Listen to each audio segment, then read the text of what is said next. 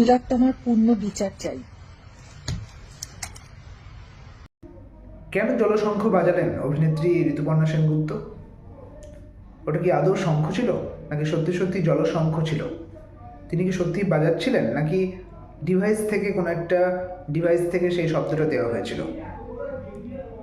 4 September যখন ঋতুপর্ণা এলেন, তখনই বা তাকে তার গাড়ি লক্ষ্য করে জুতো ছোড়া হলো কেন? তাকে গো ব্যাক স্লোগান দেওয়া হলো কেন? তাকে প্রতিবাদে সামিল হতে দেওয়া হলো না কেন? এটা কি আদৌ ঠিক হলো? এই সমস্ত কিছু প্রশ্ন কিন্তু ঘুরপাক খাচ্ছে। আপনারা জানেন 9 আগস্ট যে আরজি করের যে ঘটনা, 9 আগস্টের মহিলা চিকিৎসকের খুন এবং ধর্ষণের ঘটনাকে কেন্দ্র করে বিভিন্ন মহল কিন্তু ইতিমধ্যেই পথে নেমেছে। অনেকে পথে নেমেছেন, অনেকে নামেননি। অনেক স্বনামধন্য যারা মানুষ রয়েছেন, অনেক বিখ্যাত মানুষেরা, তারা তাদের সরকারি পুরস্কার ফিরিয়ে দিয়েছেন।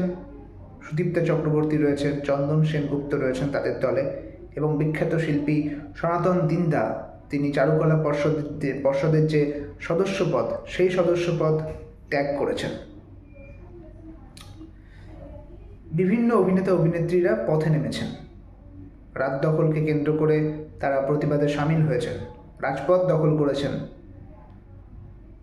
মাঝখান থেকে অভিনেত্রী ঋতুপর্ণা সেনগুপ্ত তিনি শঙ্খ বাজিয়েছিলেন, প্রতিবাদে সামিল হয়েছিলেন, ঠিক যখন সাংসদ অভিনেত্রী রচনা বন্দ্যোপাধ্যায় কান্নাকাটি করেছিলেন এর প্রতিবাদে। দুজনেই সামাজিক মাধ্যমে ট্রোল হয়েছেন।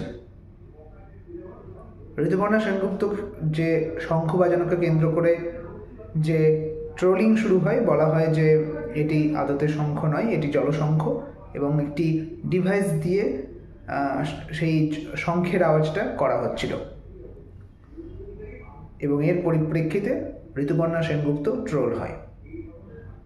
4 সেপ্টেম্বরে বিচারের দাবি চেয়ে আলোর পথযাত্রী হয়ে নাগরিক সমাজ যখন নামলো পথে, ঠিক তখন 12টার পরে বা 12টার মধ্যে বা 12টায়, অনেক পরে, রাত্রেবেলা 12টার পরেই ছিল ওটা, ঋতুপর্ণা সেনগুপ্ত তিনি সামিল হয়েছিলেন সেই আন্দোলনে, সেই প্রতিবাদে। কিন্তু তিনি যখন গাড়ি থেকে নামলেন এবং শ্যামবাজার পাঁচমাথা মোড়ে যে প্রতিবাদ চলছিল সেখানে যখন সামিল হতে এলেন, তখন তাকে গো ব্যাক স্লোগান দেওয়া হয়।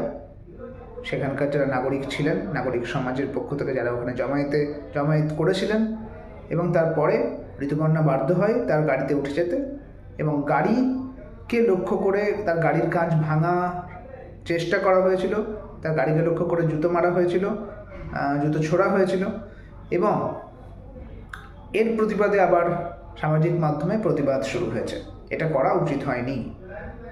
কেউ বলছে এটা করা উচিত হয়েছে, কেউ বলছেন যে নারীর সম্মানের প্রতিবাদেই যদি এই মিছিল, তাহলে একজন নারীকে কেন এরকম হেনস্থা করা হলো, কেন অপমান করা হলো?